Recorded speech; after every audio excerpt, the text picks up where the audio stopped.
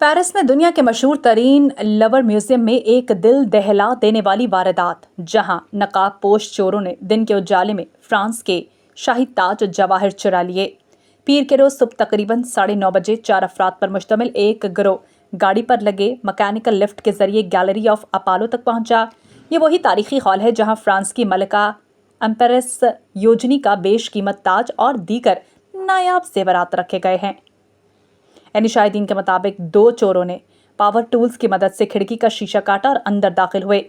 उन्होंने security guards को धमकाया, म्यूजियम खाली करवाया और सिर्फ 4 मिनट के अंदर अंदर 2 शोकेसेस के शीशे तोड़कर 8 कीमती जेवरात ले उड़े। फ्रांसीसी पुलिस के मुताबिक चोर सुबह 9:38 पर 2 स्कूटरों पर सवार होकर फरार हो गए। इब्तदाई तहकीकात में इंकशाफ हुआ कि जिस हिस्से में चोरी हुई वहां के हर 3 कमरों में से एक कमरे में सीसीटीवी कैमरे मौजूद नहीं थे। मजीद ये कि गैलरी का मकामी अलार्म सिस्टम हाल ही में ख़राब था, जबकि मरकजी अलार्म ने काम किया और अमले ने फौरी तौर पर सिक्योरिटी फोर्सेस से रब्ता किया।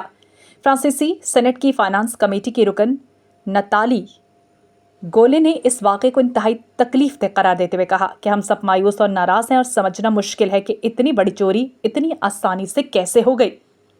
कल्चर मिनिस्ट्री का कहना है कि म्यूजियम के हिफाजती इकदाम के बावजूद चोर इंतहाई मुनज़्ज़म तरीके से वारदात करके फरार होने में कामयाब हुए।